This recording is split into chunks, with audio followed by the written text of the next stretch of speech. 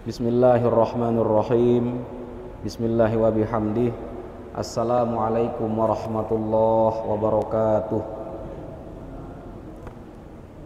Alhamdulillah. Alhamdulillahi rabbil alamin.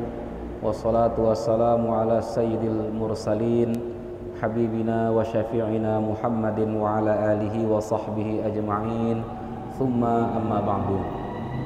Jemaah salat maghrib Masjid Besar At-Taqwa Pancor, mu'takifin mu'takifat, muslimin muslimat rahimakumullah.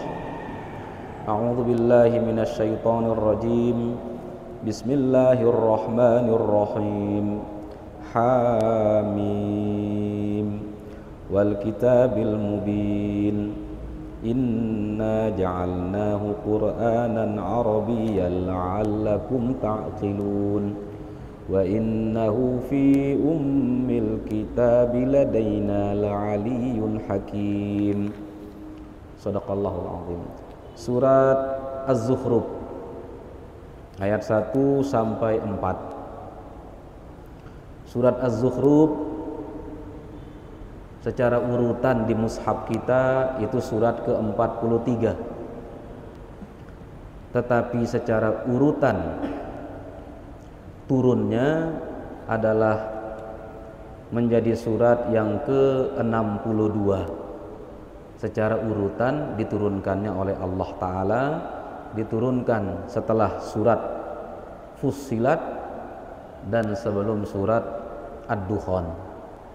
Surat Az-Zukhruf ini Suratuz Zukhruf Makkiyah, termasuk surat Makkiyah, surat-surat atau ayat-ayat yang Allah Ta'ala turunkan sebelum Nabi Muhammad sallallahu alaihi wasallam hijrah ke Madinah, walaupun turunnya tidak mesti di Mekah. Hamim, Allahu a'lamu bimuradihi bihi.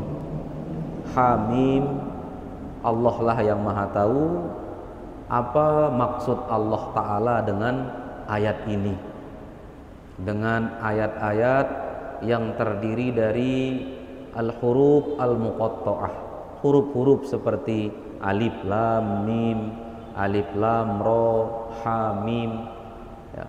Pada akhirnya hanyalah Allah Subhanahu wa ta'ala yang maha tahu, yang paling tahu tentang keinginan dan maksud Allah Ta'ala sendiri melalui ayat ini, yaitu Hamim. Wal kitabil mubin, demi kitab ay Al-Quran, demi Al-Quran al-mubin, yang memiliki sifat al-muzhir, yang jelas dan menjelaskan, menunjukkan sejelas-jelasnya. Al-Quran di sini disebut dengan Al-Kitab, dan sifat daripada Al-Quran itu di sini yang Allah Ta'ala sebut Al-Mubin, abana yubinu, menjelaskan, menunjukkan. Al-Mudhir, tariqal huda wa ma yuhtaju ilaihi minasyariah, demi Al-Quran yang menjelaskan jalan hidayah serta syariat-syariat yang manusia atau umat manusia butuhkan untuk menghamba, untuk beribadah kepada Allah Subhanahu wa ta'ala.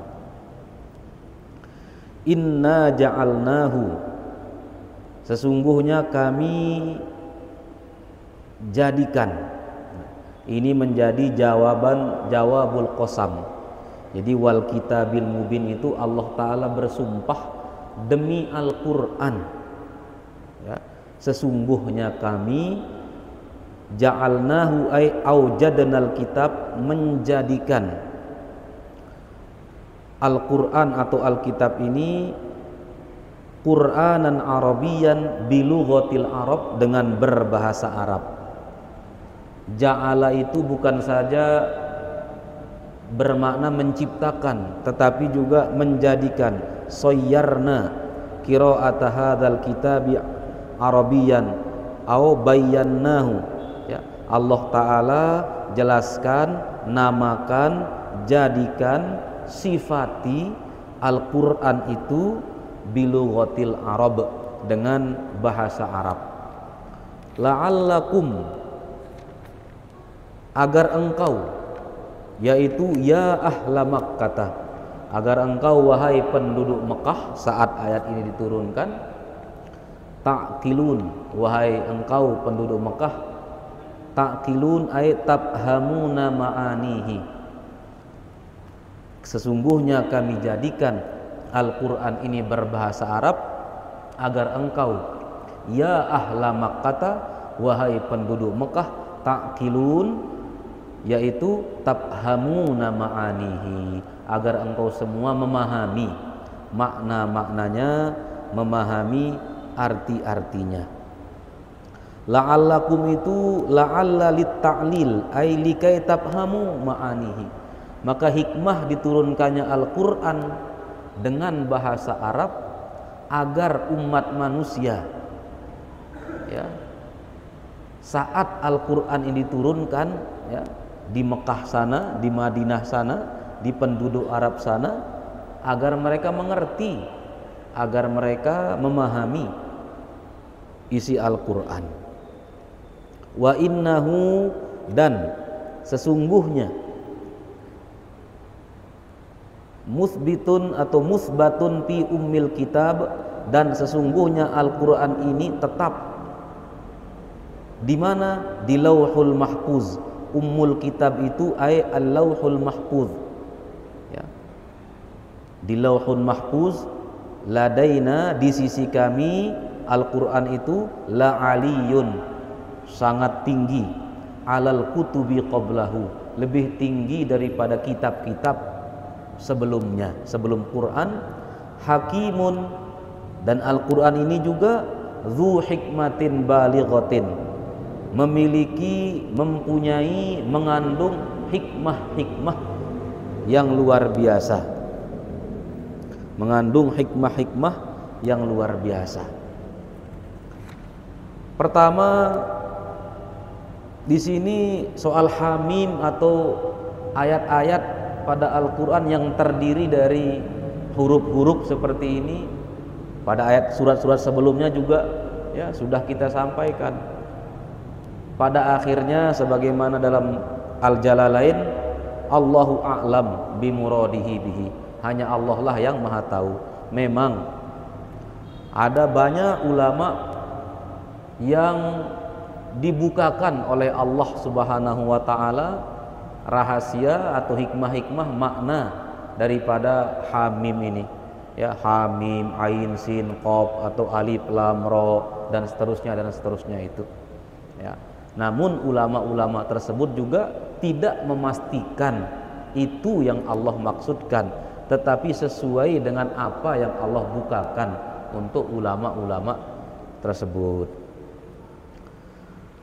Yang kedua, Allah Ta'ala bersumpah, ya. Allah Ta'ala bersumpah, dan tujuan daripada sumpah itu tahqiqul khabari wa tauqiduhu, untuk menguatkan dan menegaskan apa yang hendak disampaikan. Maka di sini Allah bersumpah untuk menegaskan dua hal. Hal yang pertama, Allah menjadikan Al-Quran itu berbahasa Arab agar umat manusia dulu, ya, karena objek dakwah Nabi itu orang Arab, Nabi juga orang Arab, Allah berkehendak, ya, menjadikan Al-Quran ini berbahasa Arab, ya. Allah Ta'ala bersumpah bahwa Allah menjadikan Quran ini berbahasa Arab agar secara khusus penduduk Mekah saat itu mengerti artinya. Yang kedua, bahwa Al-Quran ini terjaga di Lauhul Mahfuz, tinggi derajatnya, penuh dengan hikmah kandungannya.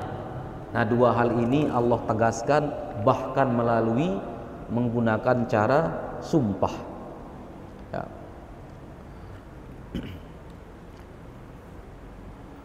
Apa hikmah jika Allah bersumpah? Ya, ya tentu saja pertama tadi itu untuk menguatkan isi berita. Yang kedua, untuk menguatkan hujjah, dalil. Dalam kehidupan kita saja kalau kita ingin orang percaya dengan dalil kita, seringkali kita kuatkan dia dengan sumpah ya. Namun untuk apa Allah bersumpah? Bukankah kalau orang yang beriman tanpa bersumpah juga sudah percaya? Sedangkan orang yang tidak beriman kepada Allah Ta'ala, walaupun Allah bersumpah, ya mereka juga tetap dalam keingkarannya ya. Salah satu hikmahnya yang disampaikan oleh Imam As-Suyuti ya, bahasa Arab itu punya tabiat, punya karakter, dan salah satu ciri dan karakteristik tabiat bahasa Arab itu ada bahasa sumpahnya. Maka ketika Al-Quran diturunkan dengan bahasa Arab ya, maka bahasa Arab Al-Quran itu ya, bisa dimengerti oleh orang Arab karena tabiat bahasa mereka juga begitu. Kita juga bisa bersumpah dalam bahasa Sasak ini karena bahasa kita ini memang ada sumpahnya ya, ada sisi sumpahnya ya. Karena pada akhirnya yang beriman tanpa Allah bersumpah pun ya beriman ya. Yang kedua, untuk menunjukkan nilai sesuatu yang Allah Ta'ala sampaikan atau yang disampaikan melalui cara sumpah, itu berarti dia memang ingin ditegaskan dan untuk diperhatikan lebih oleh orang yang beriman ya. Untuk diberikan al-inayah, perhatian yang lebih bagi orang yang beriman. Dan khusus untuk Allah Ta'ala, Allah bersumpah dengan zatnya sendiri di Al-Quran, Allah bersumpah dengan makhluk-makhluknya, wattin misalnya, wazaitun, wadduha, wasyamsi, waduhaha, dan seterusnya dan seterusnya. Kata Imam Hasan Al-Basri ya, innallaha yuqsimu bima sya'a min khalqihi, kalau Allah Ta'ala boleh-boleh saja bersumpah dengan makhluk yang Allah Ta'ala ciptakan, walaysa li ahadin ayyuqsima illa billah, sedangkan bagi kita, bagi makhluk, bagi manusia kan tidak boleh bersumpah atas nama selain Allah Subhanahu wa Ta'ala ya. Boleh jadi yang disebut adalah makhluk-makhluknya ketika bersumpah, tetapi yang diinginkan adalah dirinya sendiri atau Allah Ta'ala sendiri. Maka misalnya ketika Allah Ta'ala berfirman dan bersumpah wattin, demi tin, itu maknanya adalah warabbittin, dan demi Tuhan, demi Allahnya yang menciptakan tin ini ya. Jadi bukan, bisa jadi kata ulama, bukan bersumpah dengan tinnya, tetapi Allah Ta'ala yang menciptakan tin tersebut, karena tidak ada makhluk kecuali ada kholiknya, sebagaimana tidak ada perbuatan kecuali ada yang melakukannya. Oleh karenanya dalam Al-Quran ya banyak sekali sumpah-sumpah, baik Allah Ta'ala bersumpah atas nama zatnya sendiri, baik Allah Ta'ala bersumpah dengan makhluk-makhluknya, dan fungsi atau hikmah utama dari sumpah itu adalah menegaskan, menguatkan berita yang hendak disampaikan, dan itu bagi kita menuntut perhatian kita untuk lebih memberikan perhatian. Yang ketiga dari 4 ayat ini kita melihat pada ayat kedua Allah Ta'ala sebut Al-Quran itu dengan wal kitab. Al-kitab itu artinya yang tertulis ya. Lalu pada ayat ketiga Allah sebut dia dengan Qur'anan. Quran itu secara bahasa berarti dibaca, yang dibaca, makru'un, yang dibaca ya. Kadang Di ayat kedua Al-Quran ini disebut dengan yang tertulis, Alkitab. Di ayat selanjutnya, ayat ketiga, disebut dia dengan Quran yang dibaca. Maka ini juga isyarat, ya, kata Imam Tahir bin Asyur, ya, mengisyaratkan kaunul Quran kitaban wa kaunuhu makru'an ala alsinatil ummah. Ini menunjukkan keistimewaan Al-Quran, bahwa Al-Quran itu diminta untuk ditulis sebagaimana diminta untuk dibaca, ya. Dan namanya membaca itu tidak harus ada yang dibaca, karena orang membaca juga dengan hafalannya itu. Dia orang yang membaca Quran tanpa melihat mushaf itu juga namanya membaca. Sehingga secara manusiawi Allah Ta'ala menjaga Al-Quran ini melalui perintah untuk membacanya dan menulisnya. Semakin sering dalam setiap zaman itu Quran ini dibaca oleh orang, maka dia akan terjaga, ya. Termasuk juga catatan ketika ditulis dalam bentuk mushaf, itu juga mewujudkan penjagaan Al-Quran. Sehingga untuk kita orang Islam, ya, membaca Al-Quran, karena disebut namanya Quran dari kata membaca, qoro'a, dan menuliskan Al-Quran itu memberikan kemuliaannya untuk orang yang melakukannya. Artinya pembaca Al-Quran dapat kemuliaan, penulisnya juga mendapatkan kemuliaan, ya. Yang keempat, Allah Ta'ala berkehendak menurunkan Al-Quran ini berbahasa Arab. Memang makhluk kita tentu tidak memiliki kepantasan untuk berkomentar macam-macam. Namun ulama menjelaskan kepada kita banyak hikmah-hikmahnya, ya.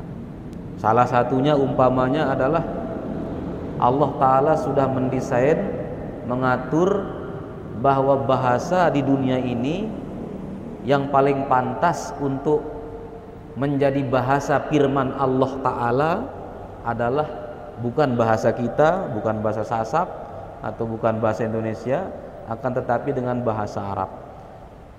Keanekaragaman bentuknya, kosakatanya, perubahan bentuknya dari fa'ala menjadi fa'ilun, menjadi maf'ulun, menjadi maf'alun, menjadi mif'alun, dengan perubahan makna-maknanya, bergeser sedikit, berbeda makna, sehingga dia kaya,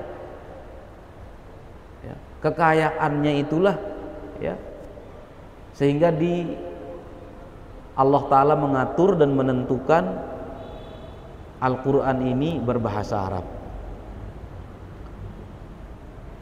Dan hikmahnya agar orang-orang dulu ketika Nabi hidup dan didakwahi oleh Nabi, agar engkau semua wahai penduduk Mekah memahami maknanya. Namun ternyata banyak penduduk Mekah yang mereka paham Al-Quran karena bahasa mereka sama, tapi tidak pula mengimaninya dan tidak pula memahami maknanya. Maka ayat ini kata ulama celaan bagi orang Arab. Oh, kami turunkan Al-Quran ini berbahasa Arab agar kamu mengerti. Nah, itu ada unsur celaannya, karena pada akhirnya mereka tidak menggunakan akal mereka, la'allakum ta'qilun itu tidak mereka gunakan untuk mentadabburi, merenungi Al-Quran, sehingga mereka tidak mendapatkan manfaat daripada Al-Quran. Ya. Ahmalu at-tadabbura fi hadzal kitab. Kesalahan orang yang tidak beriman pada masa Nabi itu adalah menyia-nyiakan potensi yang mereka miliki. Qurannya berbahasa Arab, mereka juga berbahasa Arab, mereka bisa mengerti, tetapi kemampuan mereka itu tidak mereka gunakan untuk mentadabbur Al-Quran, maka Allah Ta'ala sindir mereka, la'allakum ta'qilun, agar kalian mengerti. Ya, mestinya mereka mengerti sebenarnya, karena Qurannya berbahasa Arab, mereka berbahasa Arab, mereka paham, tapi ternyata tidak paham.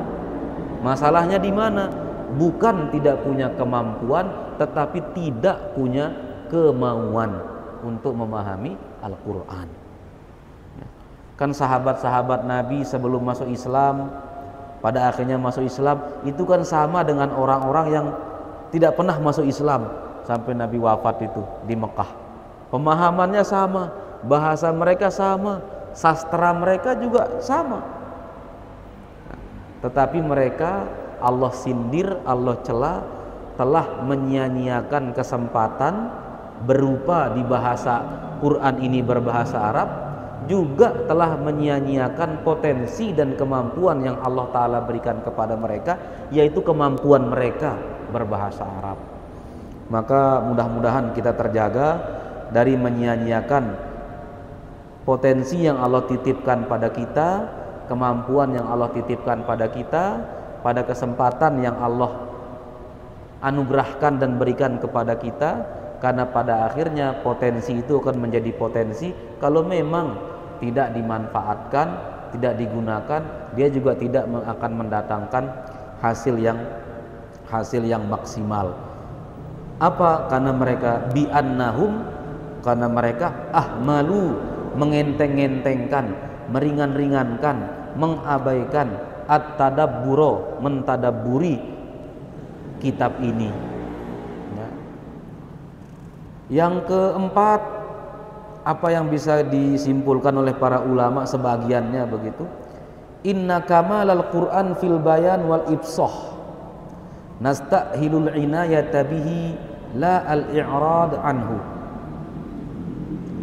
Kesempurnaan Al-Quran di dalam menjelaskan, kepasehan bahasa Al-Quran, kejelasannya di dalam menyampaikan pesan-pesannya, itu menuntut perhatian kita, bukan keingkaran. Itu menghendaki cinta dan perhatian, bukan keingkaran. Karena tidak ada celah, tidak ada titik, tidak ada celah untuk mencela Al-Quran karena penjelasannya tidak bagus, begitu tidak ada. Sudah sedemikian rupa, jelas, terang benderang Al-Quranul Karim dengan bahasa yang fasih, bukan bahasa yang katakanlah tidak jelas, tidak dimengerti. Itu juga amanah untuk kita, untuk lebih memperhatikannya, sehingga berikan Al-Quran ini sekali lagi al-inayah, bukan penolakan. Andai kata kita bisa menolak orang itu kan mungkin penjelasannya kurang jelas sehingga kita salah paham, mungkin bahasanya tidak fasih sehingga kita tidak mengerti, ya. Mungkin tidak lengkap sehingga ketidaklengkapan informasi itu membuat kita menolak, ya. Tetapi kalau sudah jelas bahasanya, lengkap pula informasinya, dari mana celah untuk menolak itu sebenarnya? Kalau bahasa kita berikan penghormatan, Al-Quran sudah sedemikian rupa menjelaskannya itu, masa tidak ada apresiasi begitu? Ya. Kalau kita hidup misalnya kan orang sudah capek menjelaskan, bahasanya tidak ada cacat, informasinya lengkap, fasih pula, paling tidak berikan itu apresiasi dalam bentuk perhatian. Ini Allah Ta'ala sindir orang yang tidak beriman dari penduduk Mekah itu dengan kata la'allakum ta'qilun, seolah-olah coba pakai akalmu mentadabburinya begitu, ya. Yang selanjutnya syaraful Quran, Allah Ta'ala sampaikan Al-Quran itu terjaga pertama di Lauhun Mahfuz. Itu berita yang jelas, Al-Quran itu la ya'tarihi at-taghayyur, tidak akan ada perubahan, tidak bisa diselewengkan, tidak bisa diubah-ubah. Ya, Allah Ta'ala menjaganya. Ya. Ummul kitab itu aslinya aslul kitab, sumbernya. Ummun itu kan bahasa kita ibu lah ya. Ya, sumbernya. Sumber kitab itu di Lauhun Mahfuz. Innahu, sesungguhnya Quran itu Qur'anum Majid fi Lauhin Mahfuz, ya, terjaga. Ya. Oleh karenanya tidak boleh ada keraguan dalam diri umat Islam, walaupun mungkin orang-orang luar yang katakanlah memiliki ketidaksukaan pada kitab ini, pada agama ini, akan menanamkan keraguan-raguan. Karena yang tidak suka dengan Islam juga akan bekerja untuk merusak Islam. Yang tidak suka dengan ajaran Islam juga bekerja untuk merusak ajaran atau syariat Islam. Al-Quran juga demikian. Tetapi Allah pastikan kepada kita tidak boleh ada keraguan dalam diri orang beriman tentang keaslian Al-Quran, dan tidak akan ada yang bisa katakanlah menyelewengkannya. Kalau ada yang mencoba pasti ketahuan. Kalau ada yang mencoba pasti ketahuan. Begitu pula tentang posisi Al-Quran, ladaina la aliyun. Al-Quran itu disebut paling tinggi kedudukannya di antara kitab-kitab yang lain. Ya. Sehingga walaupun Allah Ta'ala menurunkan sebelum Quran ini kitab Taurat, kitab Injil, kitab Zabur, suhuf-suhuf kepada para nabi dan atau sebagian para nabi, namun kesyukuran kita, kitab yang Allah turunkan untuk nabi kita Nabi Muhammad sallallahu alaihi wasallam ini adalah kitab yang paling tinggi, dan kita termasuk yang mengimaninya. Maka orang yang mengimaninya akan dapat ketinggian dari ketinggian Al-Quran. Kan kita meyakini Al-Quran bisa mengangkat derajat orang di dunia maupun dalam bentuk syafaat di akhirat. Syafaat itu mengangkat orang yang mungkin aslinya akan kena hukum, tapi karena syafaat Al-Quran dia terangkat dari hukuman, tidak jadi dihukum. Kemudian yang ketiga, disifati dengan hakim, mempunyai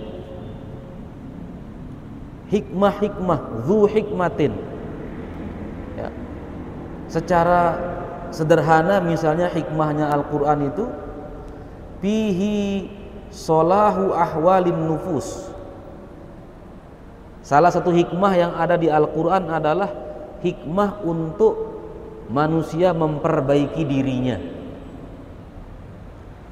kesehatan rohani, keapiatan jiwanya, jiwa seseorang. Al-Quran menyediakan itu. Fihi, pada Al-Quran itu ya, ada banyak hikmah, termasuk pertama hikmah untuk memperbaiki diri sendiri. Kan Al-Quran ada sholat, kita sholat ya. Al-Quran ada puasa, kita puasa, maka puasa ada manfaatnya, sholat ada manfaatnya, zakat ada manfaatnya ya. Maka seberapa banyak yang bisa didapatkan? Banyak sekali. Dan kita belajar membaca terjemahnya, atau membaca tafsirnya, atau mendengar atau membaca penjelasan ulama ya, itu kan untuk mengetahui atau mungkin bisa mendapatkan hikmah dari Al-Quran itu ya.